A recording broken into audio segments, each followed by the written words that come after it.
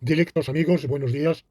Esta penúltima lección laurentina, en realidad es la última de la serie que comenta las 59 tesis del racionalismo jurídico, porque precisamente va a ser un comentario sobre la 59ª y última. Solo que y por tanto podríamos dar por concluida esta secuencia de disertaciones con la lección de hoy. Sin embargo, tendremos todavía una adicional en la cual recapitularé algunos puntos, algunos rasgos de esta serie de entrevistas que hemos tenido a lo largo de 2 años, desde el verano del 2019 hasta este verano del 2021, y trataré de sacar, sería quizá excesivo decir conclusiones, digamos más bien completar o suplementar la serie de comentarios a las sucesivas tesis del racionalismo jurídico con un pequeño epílogo en el cual señalemos, bueno, con todo esto, con todas estas reflexiones y meditaciones, ¿a dónde hemos ido a parar? ¿Qué es lo que resulta de todo esto? Y en definitiva, cuál es la aportación que este esfuerzo eh, filosófico-jurídico mm, puede brindar a la comunidad de no solo de filósofos del derecho, sino sobre todo de operadores jurídicos, de todo aquel que se interese por el mundo del derecho con un afán de praxis jurídica y en general más ampliamente a todas, a todos los individuos que tengan algún tipo de preocupación por el ordenamiento normativo de la sociedad en que viven y que no se contente con saber, aprenderse qué normas tiene que aplicar y ser obediente, disciplinado, quizá únicamente por la cuenta que le trae, sino reflexionar sobre el ordenamiento, el sentido, el para qué de ese ordenamiento. Contestar a la pregunta, ¿viviríamos mejor sin derecho? ¿Viviríamos mejor sin normas? Bueno, pues este pequeño epílogo lo tendremos en la próxima y última lección. Esta de hoy, la 53ª, se consagra a la tesis número 59, que es la de que los valores jurídicos tienen una existencia de suyo, eterna, intemporal y por consiguiente también omnitemporal, perpetua, existen desde toda la eternidad y seguirán existiendo desde toda la eternidad y existen como lo que son, o sea, con valores. Valen, han valido y valdrán siempre e incluso si nuestro universo tuvo, como piensan algunos físicos, un comienzo de existencia en el tiempo y si tendrá en el futuro un fin de existencia, eso afectará a este universo físico, que no tiene por qué ser el único. No hay nada que pruebe, ni siquiera que aporte el menor indicio de que es el único universo, pero haya o no haya otros universos infinitos, en número infinito, finito, múltiple o uno solo, eso es independiente del valor, de los valores que existen con una existencia propia.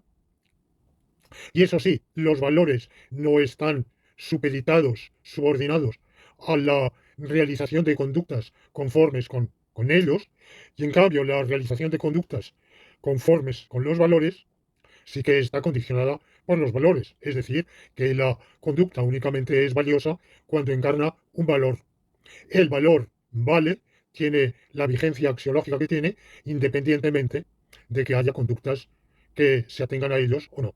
Y no solo conductas, sino que el valor tiene la existencia que le es característica como independiente de que haya o no sociedades de seres como somos los animales sociales, o sea, dotados de percepción y de apetito, que se puedan regir en mayor o menor medida por un cierto tipo de normativa que regule la acción de los individuos y, por tanto, que esta normativa se acople, se adecue en mayor o menor grado, de manera más o menos conseguida o no, a a la preceptividad intrínseca de los valores normativos. Y hablo de los valores en general porque estas consideraciones no se aplican exclusivamente a los valores nomológicos, o sea, los propios del ordenamiento normativo en una sociedad de animales o de seres análogos o parcialmente análogos a los animales sociales. Esta vigencia de los valores se aplica también a valores de otros órdenes, los valores éticos, evidentemente, estamos en una situación similar, esto independientemente de cómo concibamos la relación entre valores nomológicos y valores éticos. En mi última lección yo defendí la tesis de la separación del distingo radical que no excluye un solapamiento parcial, pero sostuve, ustedes decidirán si lo quiere convencer o no, que los valores nomológicos y que se centran esencialmente en el bien común y los valores éticos, aunque se solapen, aunque se superpongan en parte, aunque evidentemente tengan coincidencias, sin embargo, son dos órdenes axiológicos diferentes. Independientemente de que esto sea así, la consideración que estoy haciendo ahora sobre la existencia eterna propia de los valores jurídicos se aplica exactamente igual a los valores éticos, pero esto son valores, los nomológicos y los éticos, de tipo normativo. Pero esa consideración se aplica exactamente igual al valor cognoscitivo de la verdad, al valor estético de la belleza, en general a cualesquiera otros órdenes valorativos. Bueno, pues este es el contenido de la lección que acabo sucintamente de resumir y espero que lo que voy a desarrollar a continuación sea de su agrado y reitero mi gratitud por la fidelidad con la que han seguido esta serie de lecciones laurentinas. Última lección laurentina, mejor dicho, penúltima, porque tendremos una de conclusiones, pero sí de la última tesis del racionalismo jurídico, la 59ª, es el de que los valores, pero aquí el valor que nos interesa, que es el valor jurídico del bien común, existe de suyo con una existencia eterna, intemporal, independientemente de que se realice o no se realice. Ciertamente que donde quiera que exista, en cualquier mundo posible en el que exista una sociedad de animales sociales que están necesitados por necesidad vital a buscar su finalidad común, que es el bien colectivo de esa sociedad animal, ahí tiene una realización, al menos una realización normativa, en el sentido de que ese valor intemporal, eterno, sin carente de suyo de ubicación espacial u otra, en cualquier sociedad animal o de seres, hablamos de animales porque es lo que conocemos, pero por analogía podemos pensar en seres que, que no sean clasificables científicamente como animales, que es una clasificación válida para nuestro planeta, no sabemos si para otros de nuestra galaxia, de otras galaxias, de otros universos, de otros mundos posibles. Seres que, por analogía, sean caracterizados como eh, seres vivientes y seres vivientes dotados de algo analógicamente comparable con la sensibilidad y el apetito, la tendencia, la apetitividad hacia fines,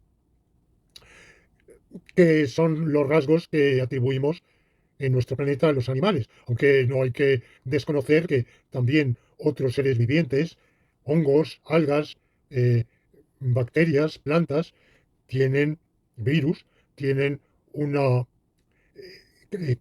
características analógicas a esas que he señalado. Evidentemente, la planta también tiene una tendencia. Vemos el árbol como extiende sus raíces y las hunde buscando el lugar húmedo. Mira que hay una teleología que se da en todos los seres vivos. Lo vemos ahora con el virus de la actual epidemia, que es mutante. Y evidentemente la explicación puramente darwinista es que, vela ahí, se producen mutaciones y las que son exitosas prevalecen y se mantienen. Sin embargo, esta explicación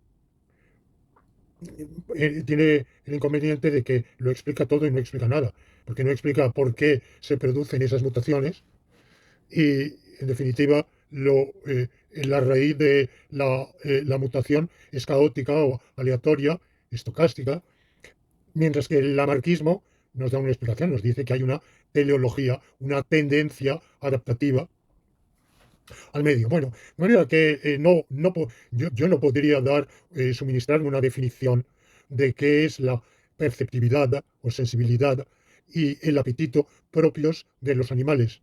Tenemos una cierta captación, pero que nos hace saber que los animales perciben, sienten, quieren o desean o apetecen al menos, y que, bueno, otros seres vivos, digamos que embrionariamente, seminalmente, poseen cualidades analógicas a esas, pero no son ellas. Bueno, pues podemos imaginar seres, sea de nuestro universo, pero fuera del alcance de nuestro actual conocimiento y seguramente de nuestro conocimiento futuro, de otros universos o de otros mundos posibles, constituidos a su vez por un universo, por varios o quizá por infinitos.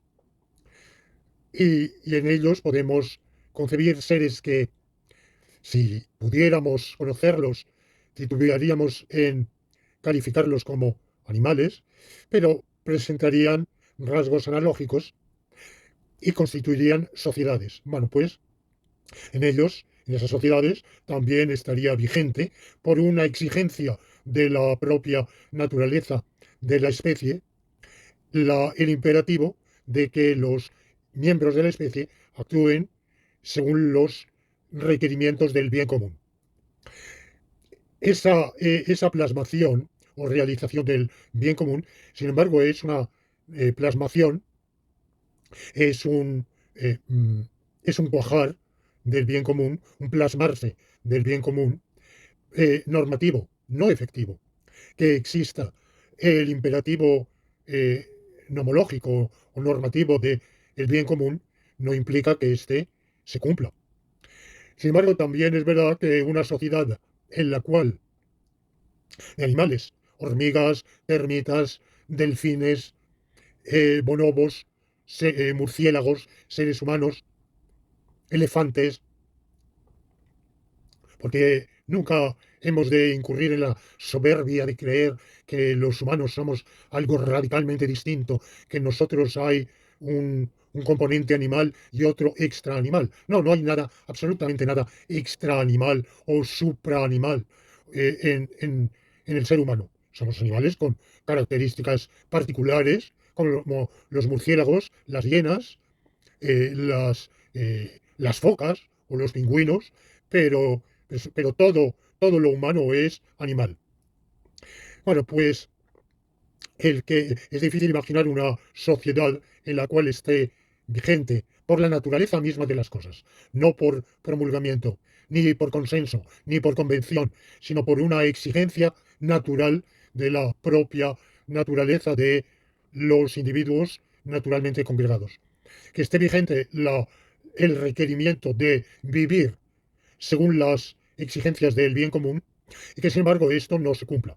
Nada, ni poco, ni mucho, ni nada. Porque si no se cumple, la sociedad no puede pervivir, se disuelve, se deshace y deja de existir y por tanto deja de estar vigente en ella, porque ya no hay tal ella, la norma de vivir, actuar, coordinarse para el bien común social.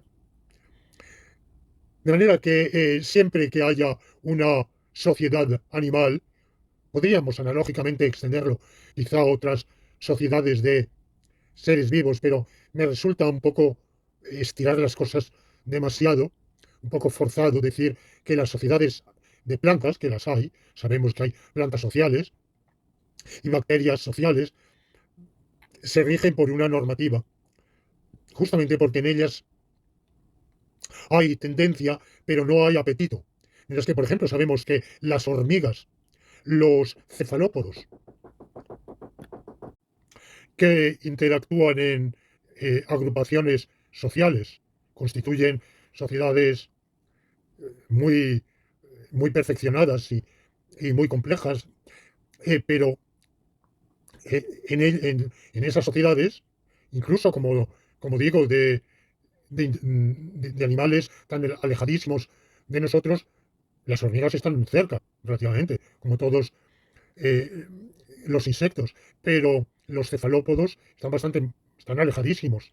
Sin embargo, han desarrollado paralelamente, por otra vía, una complejidad eh, extraordinariamente sorprendente que la etología de estos últimos años, últimos, quiero decir, 5 o 10 años, quizá no, o algo más, pero poco más, ha descubierto las capacidades volitivas, cognitivas, perceptivas, intelectivas que tienen estos animales y su capacidad de coordinarse y de interactuar, pero también hay en todos ellos hay infracciones.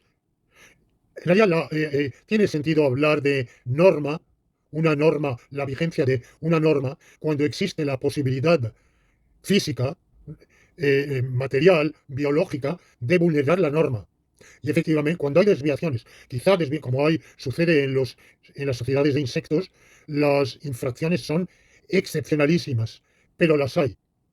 Ya en animales, digamos, superiores, eh, somos mucho más individualistas, tenemos individualidades o personalidades mucho más elaboradas, como las sociedades las especies sociales de equinos, cánidos, em, de, de cetáceos, de simios. Bueno, pues evidentemente las posibilidades, las probabilidades de infracción son mucho mayores, por tanto es más necesaria la norma que se hace cumplir generalmente a las malas, no por las buenas, sino por las malas. Precisamente la sociedad humana, porque ha desarrollado instrumentos más sofisticados, puede hacer a veces sancionar las infracciones de manera menos dolorosa. Es decir, que quien comete una infracción de tráfico no se lo castiga con un mordisco que lo haga sangrar y le produzca una herida que tarde días o semanas en curar, sino que se le impone una multa, que ustedes reconocerán que aunque no guste pagar multas, pero evidentemente es bastante menos doloroso. Bueno, de manera que en cuanto hay una sociedad de animales o seres analógicamente comparables a los animales, tenemos una vigencia de la norma del bien común, pero también tenemos el cumplimiento mayor o menor de esa norma, porque si la norma viniera total, sistemática y constantemente transgredida por todos, o por la mayoría, o por muchísimos, evidentemente la sociedad no podría perseverar, no podría mantenerse. Como lo dice el Nazareno, una casa dividida contra sí misma no puede prevalecer.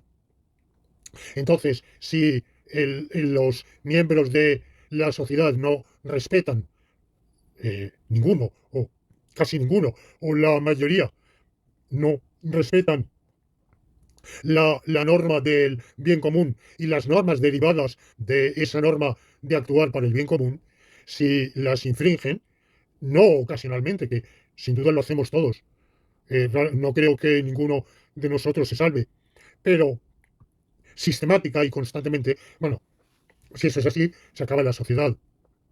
Y si se acaba la sociedad, se acaba la vigencia de la norma en esa sociedad. Pero la norma sigue teniendo vigencia, sigue teniendo validez en cualesquiera otras sociedades animales, en este planeta, en esta galaxia, en otras galaxias, en otros universos o en otros mundos posibles. Ahora bien, el hecho de que en cuanto la sociedad surge por evolución, ¿cómo surgió la vida en este planeta? Bueno, sabemos que nuestro planeta tiene unos 5.000 millones de años de existencia y que la vida no tardó un tiempo en surgir, y la que surgió fue vida unicelular, que pasaron miles de millones de años hasta que surgiera una vida pluricelular, y luego todo ha ido a una velocidad alocada, es decir, que las cuatro quintas partes de la existencia de nuestro planeta o no hubo vida o fue unicelular, muy primitiva, muy elemental, y luego pues empezó la edad arcaica tardía, primaria, secundaria, terciaria y cuaternaria, y todo eso en poquísimo tiempo dentro de la escala geológica. Ahora, ¿por qué y cómo surgió la vida? Bueno, este fue un problema muy, muy debatido en la historia, en la biología, en lo que podríamos llamar biología histórica, que se confunde también con la geología histórica. Ustedes recuerdan, o bueno, algunos recuerdan, un libro famosísimo de un autor, de un científico ruso soviético, Oparin, El origen de la vida, que a muchos en nuestra juventud nos atrajo de cómo en virtud de leyes intrínsecas a la materia había surgido la vida. Claro, aquí hay dos grandes hipótesis, ¿verdad? Una hipótesis, la de que la materia inorgánica se rige por leyes de causa y efecto brutas, digamos, mecánicas. Ya sé que esta palabra mecánica la estoy usando sin ningún rigor, porque los científicos de las ciencias duras me harán ver la diferencia entre los procesos físicos y los procesos químicos, pero bueno, yo puedo subsumir todos esos procesos que se dan sin duda por relaciones de causa a efecto y según leyes físicas y químicas, pero puedo decir, eso entra dentro de lo que filosóficamente llamaríamos causalidad mecánica. Y quiero decir por ello que no hay teleología ninguna. Sin embargo, en la tradición filosófica, en la filosofía de la naturaleza tradicional, desde Aristóteles, pasando por la metafísica medieval moderna, eh, creo que ya hablé en una pasada lección de un libro de historia de una parte de la filosofía moderna que tuvo en mi propia evolución, tuvo un impacto importantísimo, que fue el libro de Heinz Heimsöth, traducido al español, publicado, no recuerdo ahora, quizá por el Fondo de Cultura Económica, en su buena época en que tenía publicaciones filosóficas de altísima calidad, de la metafísica moderna. También tienen ustedes la serie de Cassirer, del problema del conocimiento, en una serie de volúmenes, que es algo más que una historia de la teoría del conocimiento, porque evidentemente hay una el problema del conocimiento es inseparable del concepto de la concepción de la realidad. Bueno, pues en toda esa tradición hay una idea teleológica, y es que el cosmos, incluyendo la materia inorgánica, tiene una finalidad. Y en tiempos recientes, una variante de ese enfoque seguramente está en Teilhard de Chardin, que es un autor cristiano, espiritualista, que admite la evolución, lo cual era bastante audaz, y que considera que la materia orgánica, el cosmos, está creado por Dios, desde luego. Dios le ha infundido no solo unas leyes de causalidad mecánica, sino una tendencia, una finalidad, por lo cual el surgimiento de la vida en un momento dado, de la evolución geológica del planeta, bueno, algunos, algunos no les gustará, tendrán un tic ante esta locución de evolución del planeta, dirán el planeta no evoluciona, simplemente cambia. Bueno, pero tiene una historia, eh, ha habido esta sucesión de periodos o épocas en el tiempo, en su duración, y de una época a otra se han producido unos cambios que han desembocado en el cuaternario en el cual estamos. Y bueno, esta idea de la, la- la concepción de que la Tierra tiene una especie de el planeta posee una especie de alma del mundo, eh, ha sido, ha sido asumida también por algunos científicos, e incluso la teoría antrópica no deja de ser, claro, es difícil de clasificar porque se ha dicho que oscila entre lo trivial y, y una hipótesis implícitamente finalista que sería ajena por completo a la ciencia. Claro, yo no voy a juzgar esas múltiples teorías y en mi actual disertación y en toda esta elaboración teórica que he hecho del racionalismo jurídico, me mantengo neutral con respecto a saber si el cosmos, la materia inorgánica, tiende o no tiende a producir de su seno la materia orgánica. Hace muchos años, también en mi juventud marxista, me llamó la atención leer una frase de Federico Engels en Dialéctica de la Naturaleza, que ciertamente era una colección de apuntes, de esbozos, de anotaciones, no destinada, quizá pensada como bosquejo de un futuro libro, pero no estaba destinada tal cual a la publicación, de la convicción era lo escribió al final de su vida y la ciencia física, la astrofísica estaba avanzando mucho y se dio cuenta de que la vida en el planeta Tierra tendría su fin. Y entonces emitió la convicción de que la tendencia de la materia a desarrollar todas sus posibilidades, todas sus virtualidades, conduciría a recrear la vida y por tanto la vida inteligente en otro lugar del universo. Bueno, aquí hay una teleología en un autor que junto con su maestro y amigo Carlos Marx había repudiado la teleología porque veía en la concepción teleológica del mundo, incluso de la vida, un, un resabio, una reminiscencia del espiritualismo o del teísmo. A título meramente de inciso, yo he de confesar que soy panteísta, que creo que existe una, un ente que se identifica con el propio ser, que no es como el dios de las religiones positivas, como ninguno de los dioses de las religiones positivas, desde luego, pero que analógicamente tiene de manera sublimada algunos de sus rasgos y que, eh, en virtud de ello, sí hay algún tipo de finalidad en el cosmos. El cosmos nos parece azaroso.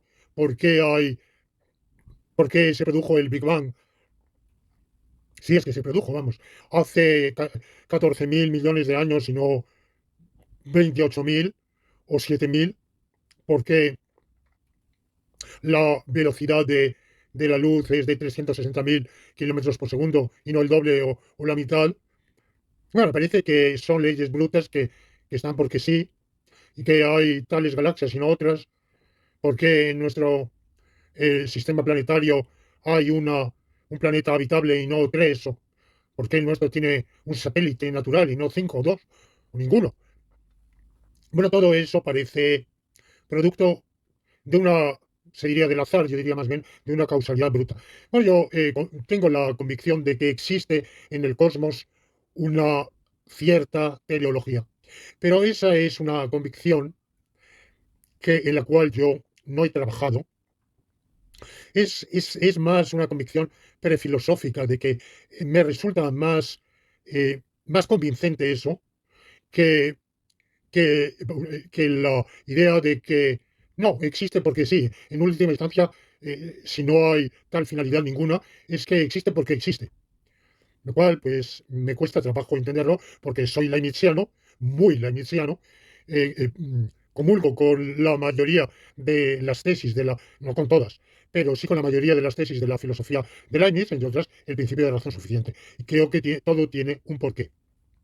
Ahora, claro, yo no podría dar el porqué de la existencia de este cosmos tal como es, de esta galaxia, de este planeta, pero pienso que no ha sido del todo azaroso que surja la materia orgánica, la vida, y que ésta se desarrolle como se ha desarrollado. Pero sea así o no, porque es, al fin y al cabo es una convicción irrelevante para lo que aquí estoy desarrollando. El hecho es que han surgido en el desarrollo de esa materia orgánica, han surgido especies sociales y sociedades formadas por individuos de esas especies, y que en ellas, automáticamente por una exigencia de la naturaleza misma de las cosas, tiene vigencia la norma que obliga a actuar para el bien común. Y que esta, aunque sea parcial e imperfectamente, se realiza o la sociedad deja de existir. Pero si esto es así en nuestro planeta, en cualquier otro planeta habitable de nuestra galaxia o de otras galaxias, o de otra metagalaxia, o de otro universo, o de una galaxia o racimo de galaxias quizá infinitamente alejado del nuestro en el espacio o en el tiempo, o rotundamente en otros mundos posibles, si esto es así, quiere decir que la, ese, ese valor que se plasma, que se cuaja, que se concreta en la norma del bien común, es indiferente, es de suyo ajeno a que surjan o no surjan unas u otras galaxias, a que haya o no haya unos u otros mundos posibles, a que en ellos se lleguen a existir unos u otros planetas habitables y que en esos planetas surja vida y vida social. Porque si el valor del bien común no tuviera una entidad de suyo independiente superior a esas realizaciones o plasmaciones o concreciones, pues evidentemente el que surge aquí no sería el mismo que el que surge allá. Y como incluso dentro de nuestro planeta las especies sociales han surgido por líneas de evolución separadas, independientes, entre la que va a los cefalópodos y la que va a algunos eh, eh, mm, insectos o arácnidos sociales, por ejemplo. Son líneas evolutivas separadas por millones de años, muchos millones de años. La que dentro de los vertebrados conduce a especies sociales de aves, de mamíferos, y dentro de los mamíferos también muy diferenciados. Evidentemente son evoluciones paralelas y no secuenciales. No, no descendemos de las hienas ni de los cetáceos sociales. Son esas especies animales han desarrollado su socialidad, su inteligencia, sus sistemas semiológicos, comunicativos, de manera separada, independiente, en cierto modo paralela a la de los simios, y dentro de los simios, pues evidentemente también los seres humanos como una especie de simio particular. No descendemos de los bonobos ni de los chimpancés, descendemos de un antepasado común, y de ese antepasado común hemos surgido esas diversas especies, y por eso también cuando a veces se hacen extrapolaciones del comportamiento de los chimpancés o bonobos a los humanos, bueno, no hay que olvidar que no procedemos de ellos. Sin duda que es verosímil que muchos de sus comportamientos sean también adscribibles a los seres humanos de hace cientos de miles de años. Pero eso no pasa de ser una hipótesis, porque pueden haber desarrollado esas características en el tiempo. No hay que olvidar de los chimpancés, nos separan 7 millones de años de evolución. Sí, compartimos con ellos más del 98% del ADN. Es mucho, es muchísimo, pero el 1,5 que nos separa también es mucho. Y son 7 millones de años de evolución diferente que pueden hacernos suficientemente distintos. De manera que no es, no se impone automáticamente atribuir a nuestros antepasados humanos de hace 300.000 o 400.000 años comportamientos similares a los actuales del chimpancé. Es una hipótesis verosímil, pero hipótesis no corroborada, y a favor de la cual habría que investigar mucho más si esto es posible. A lo mejor no es posible y debemos resignarnos al desconocimiento. Pero en todo caso, en unos, en otros, surge la socialidad y al surgir la socialidad surge la normatividad y al surgir la normatividad la obligatoriedad, la preceptividad del bien común. Pero surge porque de hecho, de suyo, el bien común no se crea al surgir los chimpancés, o al surgir las hormigas, o al surgir los cefalópodos sociales. El bien común, como valor, tiene una entidad anterior en orden de naturaleza, no estamos hablando de un orden temporal, anterior y superior a ellos. ¿Quiere eso decir que el bien común es independiente de su realización? Bueno, en cierto modo sí, en cierto modo no. Sin duda que es independiente de que haya o no haya seres humanos, de que haya o no haya cefalópodos sociales, y por tanto que se realice o no se realice en unos o en otros. Ahora bien, es independiente de que se realice o no se realice en algún mundo posible. Imaginemos que no haya ningún mundo posible en el cual se realice el bien común. ¿Habría este valor del bien común existiría? Bueno, pues esto, este es un problema metafísico muy interesante sobre el cual yo me pronuncié en escritos de hace tiempo y sobre el cual ahora no voy a volver. Los, lo dejo planteado como un interrogante.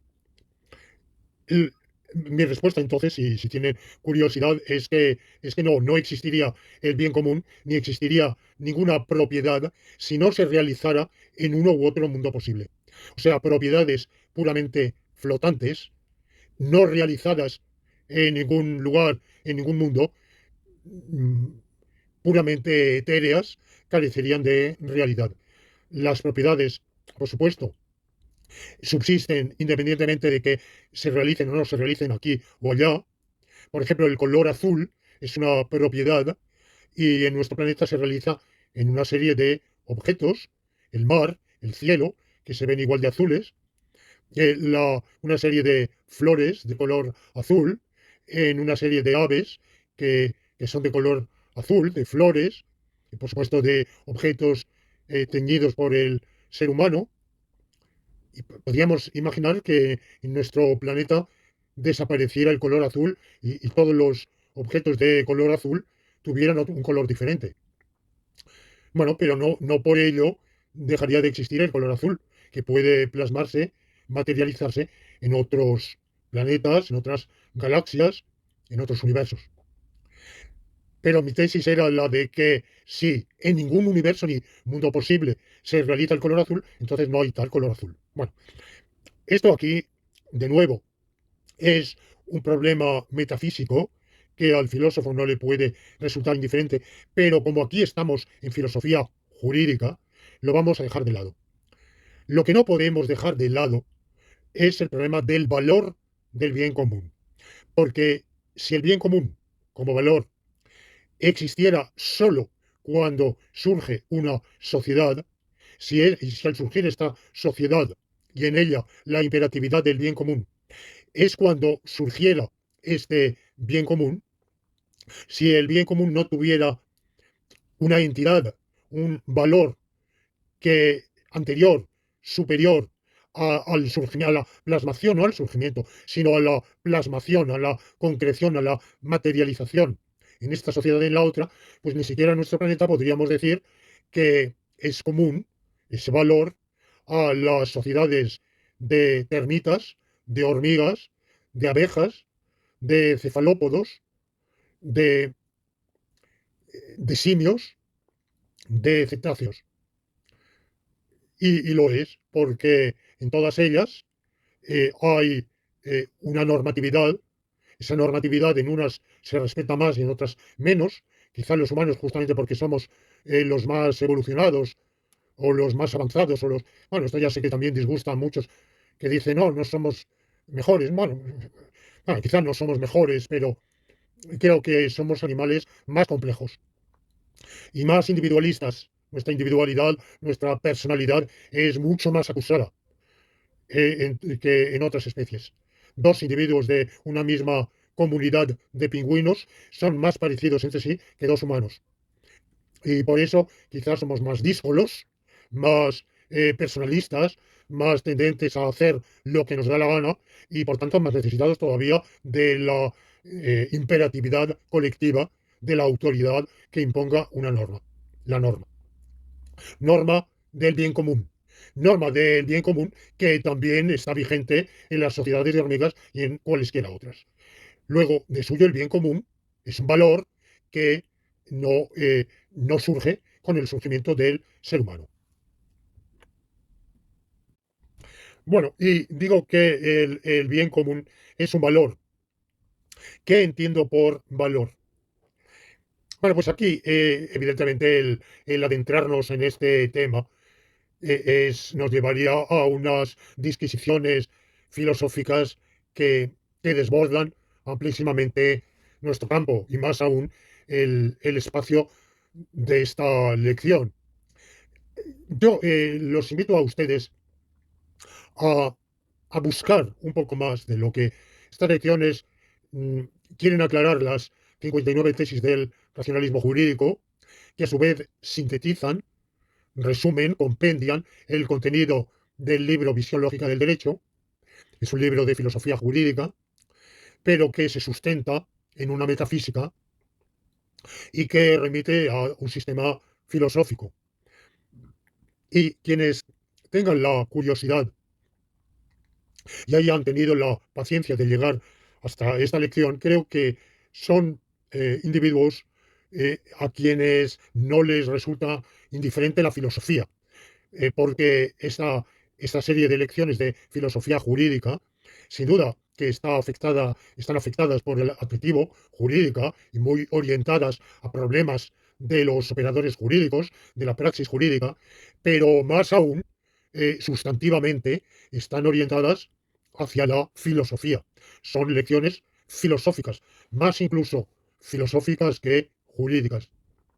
Por tanto, quien haya llegado hasta aquí es alguien a quien la filosofía difícilmente resultará ajena o sin importancia.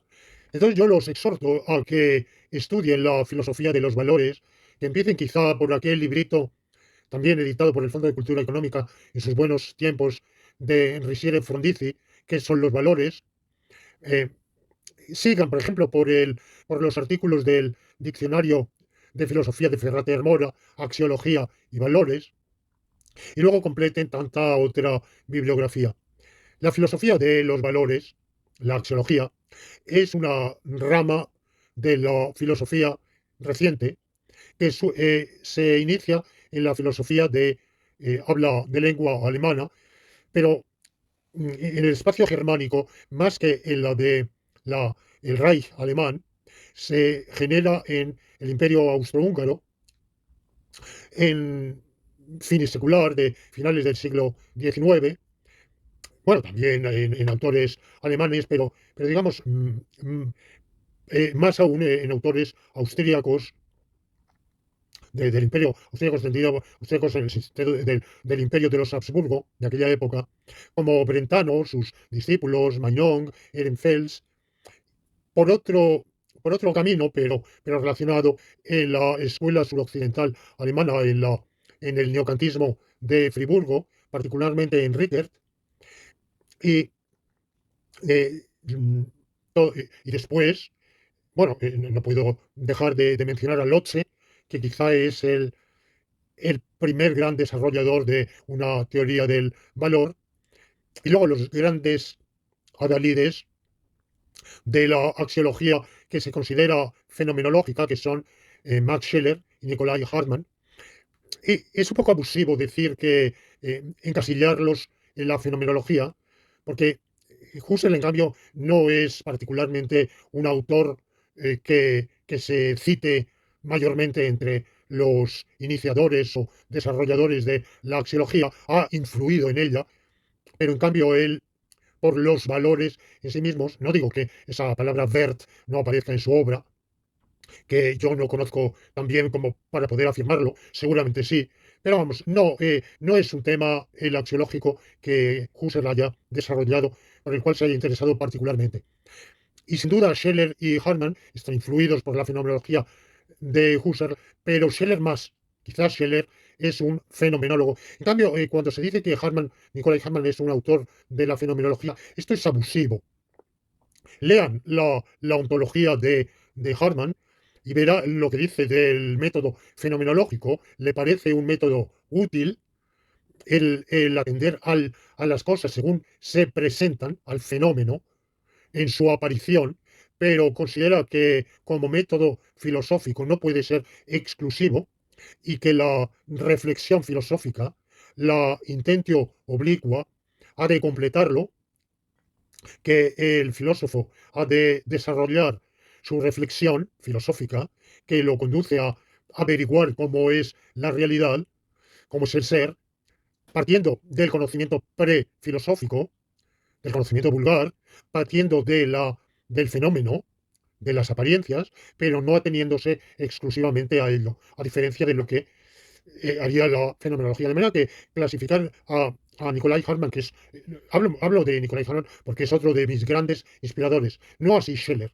ni, ni sus predecesores como Lotze, eh, ni Rickert, ninguno de ellos.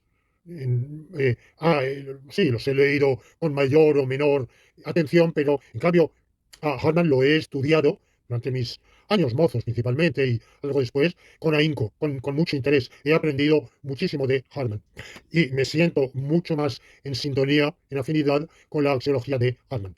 Bueno, estos autores han desarrollado una teoría del valor y, en cambio, la teoría del valor en la filosofía analítica ha ingresado de manera relativamente tardía.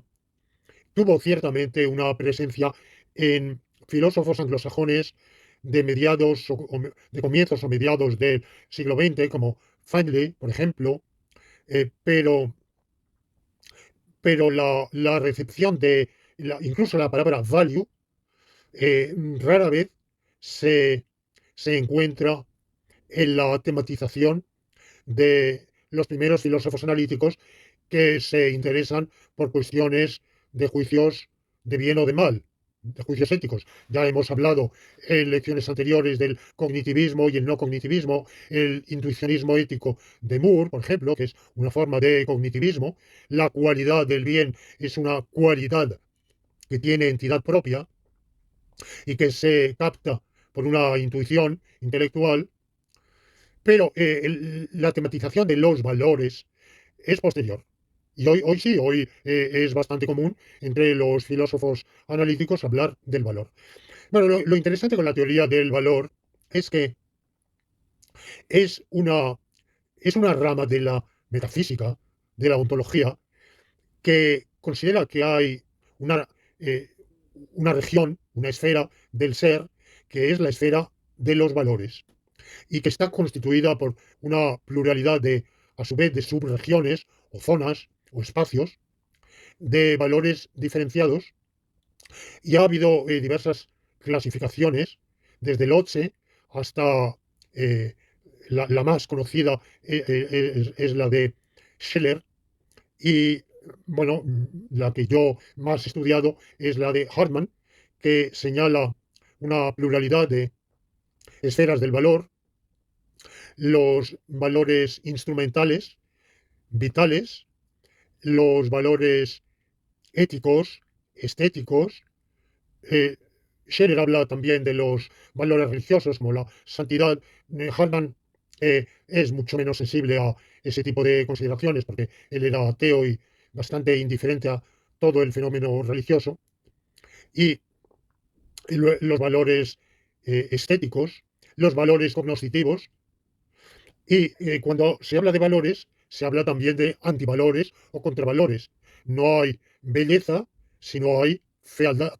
Si no existe lo bello, si no existe lo feo. Claro, ustedes pueden decir, bueno, pero todo eso es una terminología nueva. Pero el concepto de belleza, de bien, están en Platón, están desde la antigüedad, sin duda. Pero lo que hay nuevo en la teoría de los valores es conjugar que todas esas polaridades se aunan, se unifican en una teoría de una esfera del ser particular que justamente se caracteriza por la polaridad.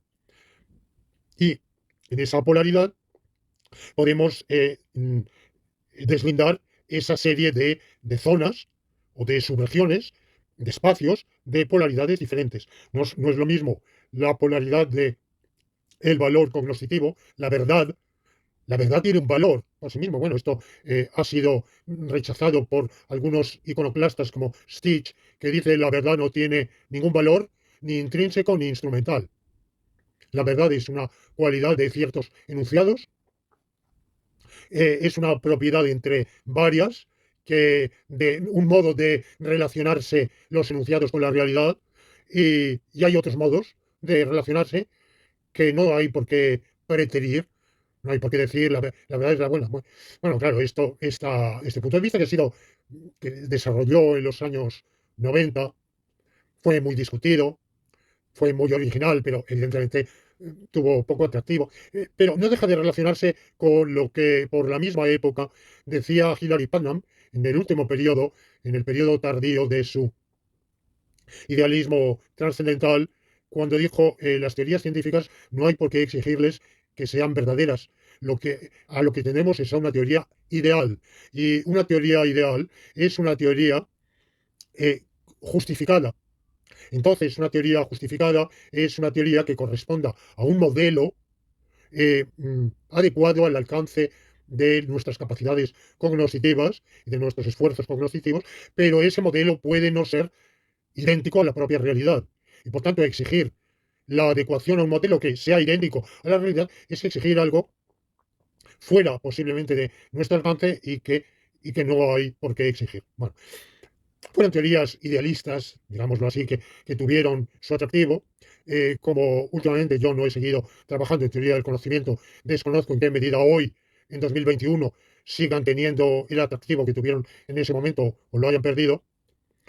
Pero, en todo caso, la mayoría, seguramente la inmensa mayoría de ustedes, comparten mi punto de vista que la verdad es un valor cognoscitivo, epistémico de suyo, que la belleza es un valor de suyo, que la bondad es un valor ético de suyo, que eh, la utilidad es también un valor instrumental de suyo, que la vitalidad es un valor biológico vital de suyo, y que para quienes crean en ello, sin duda, la santidad es también un valor de suyo.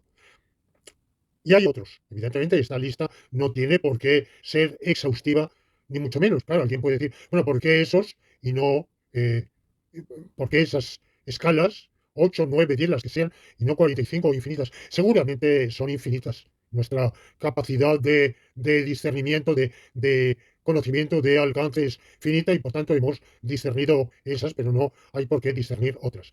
Bueno, pues Scheller hace un distingo en la teoría del valor muy útil entre tres puntos de vista. Tres enfoques que son como en metafísica los tres grandes enfoques sobre los universales, sobre las propiedades. Hablaba antes del color azul. La primera es el realismo. Quienes creemos que las propiedades tienen una entidad objetiva, real, subsistente, que subsiste aunque todas las cosas de nuestro mundo con esa propiedad dejen de existir o pierdan esa propiedad, esa cualidad. Aunque todos los objetos azules de nuestro mundo dejen de ser azules o dejen de existir, el color azul ha existido y existe, objetivamente. Tiene una entidad de suyo. Esta es la tesis realista. Hay muchas variantes del realismo. De esto también hablé en mis trabajos de la época metafísica, sobre todo en del año 80, sobre Abelardo y el realismo colectivista, que hace unos años volví a publicar con el título de Los conjuntos existen. Bueno, pero en fin, hay muchas variedades de realismo, no me interesa aquí, y el valor sería una de esas cualidades. Lo que pasa es que Schiller está desarrollando esta tripartición, pero claro, en su caso tendría que hacer una salvedad, que es la de que para él los valores no tienen existencia, no tienen ser, tienen valer. Los valores valen, no son entes ideales, no son entes como los universales o como los números, no tienen una entidad ideal, no tienen ser, tienen mero valer. A diferencia de Nicolai Hartmann, para quien los valores son entes ideales.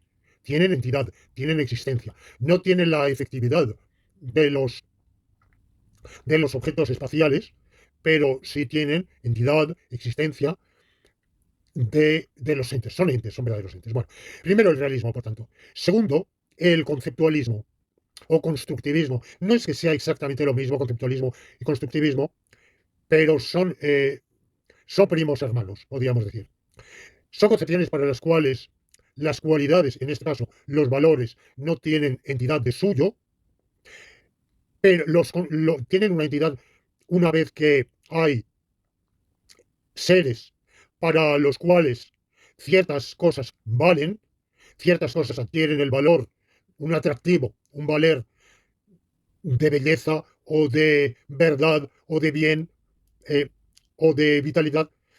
Y esos, particularmente especies sociales, para ellos principalmente la especie humana, y al pensar esas cualidades, las constituimos, en cierto modo, adquieren una entidad que se nos impone de algún modo, pero no dejan de estar constituidas por nosotros.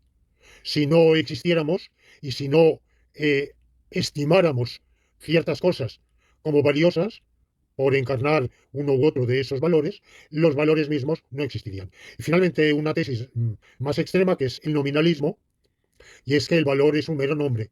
No hay nada en común entre los objetos azules, salvo que los llamamos azules. No comparte nada. El cielo no comparte nada con las flores azules, ni con la bandera azul de la Unión Europea. No hay nada compartido objetivamente. Sencillamente nosotros lo vemos así y le adscribimos ese nombre. Y lo mismo pasaría con el valor del bien o cualquier otro valor. De suyo, no hay verdad. No, la pregunta de Poncio Pilatos, ¿qué es la verdad? Que parece sobreentender un escepticismo. O sea, hay verdad. Verdad es lo que digamos o se nos ocurra llamar verdadero, de suyo no hay verdad. Ni siquiera hay ese algo que el constructivista o el conceptualista entiende que, aun carente de existencia independiente, pero con todo construiríamos quizá intersubjetivamente. No, es un hombre. No hay valores. Bueno, pero hasta aquí he hablado de esa pluralidad de valores, de esferas de valor, y no me he referido a la esfera específicamente jurídica. Bueno, la irreductibilidad del bien común al bien, es decir, de lo jurídico a lo ético, es un tema que traté en la lección anterior. Sin duda que podríamos decir, bueno, el bien común no deja de ser bien y además es inseparable de bienes no comunes. Ya hemos dicho muchas veces no hay bien común si a la colectividad le va bien y a los miembros de la colectividad les va mal. Y eso es totalmente absurdo. Es como decir que una familia es feliz aunque todos sus miembros, o varios o muchos, son desgraciados. O que la familia es próspera y rica, pero sus integrantes son pobres. Eso es, eso no tiene sentido. No, deja de ser la familia la que se puede atribuir esa prosperidad si de ella no participan sus integrantes. De manera que el bien común es inseparable del bien de los miembros de esa comunidad. Pero, con todo, el bien común justamente tiene el rasgo de ser aquel bien que es disfrutable conjuntamente por todos y distributivamente por cada uno. Pero hay bienes que no son disfrutables conjuntamente por todos. Bienes individuales, el de la conciencia recta, por ejemplo, el de la satisfacción del trabajo bien hecho, el, de, mm, el del amor propio, eh, el de los valores afectivos, el de el altruismo, el cariño. Bueno, todos esos son valores, pero no son, evidentemente, una sociedad donde abunda el altruismo, el cariño tal, es mejor, sin duda, pero en sí no son valores disfrutables por la sociedad, aunque repercutan en el bien de la sociedad, sin duda. Yo comprendo que la frontera es problemática y que se puede discutir hasta qué punto es una cosa o la otra. Sin embargo, yo entiendo que hay una autonomía del orden jurídico, justamente del valor del bien común, separado de la ética, y En cambio, en los autores, en los filósofos que he mencionado, desde Lotze, Ricker, Scheller, Hahnemann, se han ocupado poco o nada de los valores jurídicos.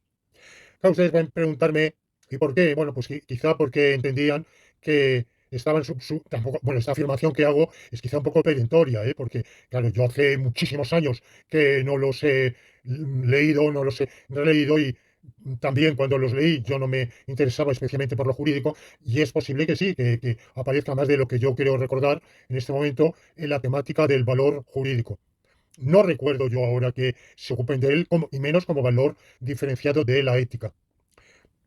Por los motivos que ya he ido aduciendo, yo pienso que es un valor, los valores jurídicos son diferentes y propios, constituyen un espacio axiológico especial, con intersección, con solapamiento con el de la ética y sin duda con los valores epistémicos, porque la verdad también es necesaria para el bien común. La prueba es que hay un delito, en el Código Penal hay un delito de falsedades. No toda falsedad, ni siquiera toda mentira es ilícita, pero ciertas falsedades y ciertas mentiras sí son ilícitas e incluso están penadas por el Código, están castigadas por el Código Penal. De manera que el bien jurídico, que es el bien común, eh, em, tiene una intersección, un solapamiento con valores de otros espacios axiológicos.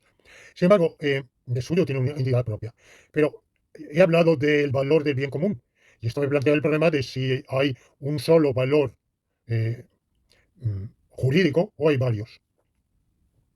Hay varios en la medida en que el bien común es un compendio, es, un, es una síntesis unificatoria de una pluralidad de bienes comunes, el, que se realizan también en bienes particulares diferenciados. Ya hemos hablado de las dos grandes maneras de participar en el bien común, que es a través de la libertad y del bienestar, como términos muy genéricos, pero que son radicalmente diferentes en la medida en que la libertad depende de la voluntad. La libertad es ese derecho a hacer lo que uno quiere. En cambio, el bienestar es un derecho a algo que nos permite prosperar, tener ese bienestar. Bienestar eh, cognoscitivo, material, sanitario, eh, en, to- eh, en todas las esferas. Dentro de esos dos, en cada uno de esos brazos de la dicotomía hay múltiples. Y unos derechos de libertad pueden colisionar y colisionan con otros, unos de bienestar con otros, porque sencillamente no hay recursos ilimitados. Los de libertad con los de bienestar.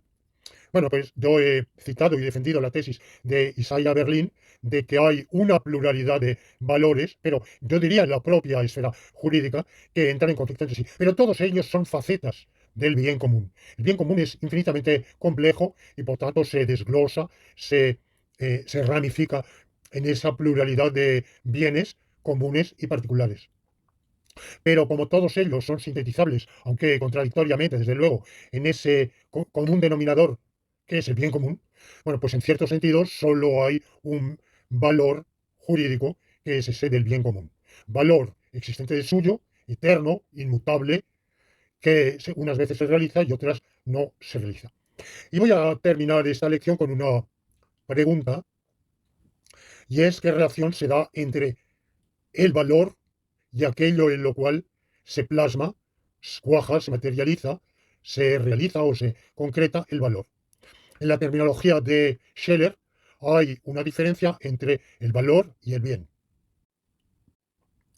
Bueno, pues para Scheller, una cosa es el valor, bueno, y esto también para Nicolai Hartmann, es una tesis bastante común en la axiología. Una cosa es el valor, que es una cualidad, y otra cosa es el bien, que es el portador de ese valor, de esa cualidad. Una cosa es el color azul y otra cosa es el objeto azulado, el objeto azul. Entonces, por ejemplo, en la felicidad puede ser un valor, como quiera que caractericemos ese valor, podrá ser ético para los utilitaristas, instrumental o vital quizá para Nikolai Hartmann. Bueno, en todo caso, quizá todo el mundo concuerda en que es un valor. Y un bien es aquello en lo cual se concreta la felicidad, eh, una, por ejemplo, el placer. El placer, a través del placer se realiza en parte la felicidad. De suyo, el placer sería un mero bien y no un valor. En el habla común, sin embargo, este distingo se difumina o incluso se pierde. Y se dice cosas como que la pureza del medio ambiente es un valor o que eh, mm, la duración de la vida humana es un valor. Bueno, alguien puede decir es un valor o es un bien. Es quizá un bien porque en él se realiza el valor de un valor vital. La vitalidad es un valor y la duración de esa vitalidad por mayor esperanza de vida es, es un bien.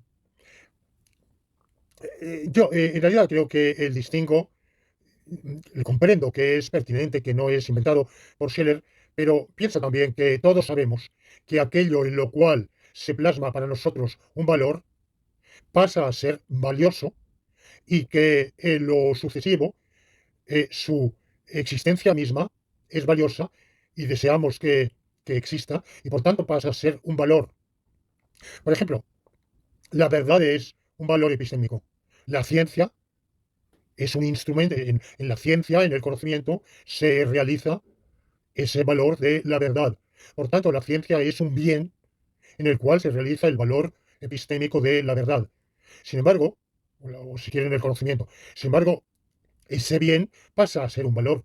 Lo deseamos, evidentemente, pero lo deseamos no porque nos dé, por desearlo, igual que hubiéramos podido desear la ignorancia. Para el nominalista, el conocimiento tiene valor porque se lo damos. Las cosas son bellas porque nos gustan, pero no nos gustan porque sean bellas. La prueba es que hay gustos tan dispares y que la música japonesa a nosotros no nos gusta. Bueno, pues piensan que todo es así, que no hay cualidades valiosas objetivamente. Bueno, yo pienso que no es verdad, que hay belleza objetiva, pero incluso si en lo estético pudiéramos concederlo para no discutir, pero no en absoluto en la ética ni en lo jurídico. Ahora, el instrumento o la plasmación en la cual cuaja un cierto valor pasa también a ser un valor.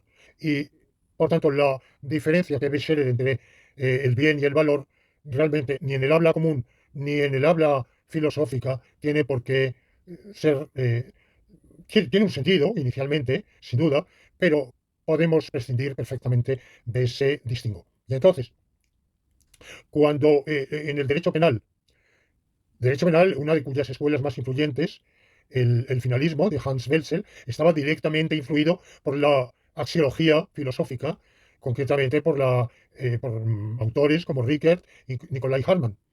Bueno, pues en la doctrina, la dogmática jurídico-penal, nos dice que detrás de todo artículo del Código Penal, toda prohibición, hay que buscar el bien jurídicamente protegido. Ese bien puede ser la felicidad, la salud, la propiedad, la riqueza, eh, la libertad, la integridad corporal, esos bienes jurídicamente protegidos son bienes, pero son valores, son realizaciones del bien común, sin duda. La propiedad, bueno, ustedes saben que yo soy partidario de la comunidad de bienes, pero en fin, en la medida en que nuestra sociedad está organizada de otro modo, y la mayoría de los bienes son de propiedad privada, bueno, pues el atentar a esa propiedad, evidentemente, produce un desorden que, que perjudica a la convivencia y, por tanto, al bien común. Otra cosa es que, eventualmente, en una reorganización planeada de la sociedad, se pasará por medios adecuados a una organización social sin propiedad privada. Yo pienso que sería mejor. La sociedad sería más feliz, habría mejor convivencia, más concordia y más justicia, y más bien común, por tanto. Pero Sea así o no, tal como está la sociedad, evidentemente un atentado contra la propiedad ajena es un perjuicio al bien común. De manera que tenemos todos esos bienes jurídicamente protegidos, que son valores, pero esos bienes no son sino facetas, aspectos, componentes del bien común. Y ese bien común de suyo, como digo, es una cualidad objetiva, perpetua, eterna, transtemporal, y que no depende ni de que nosotros la valoremos o dejemos de valorarla, ni siquiera de que existamos o dejemos de existir.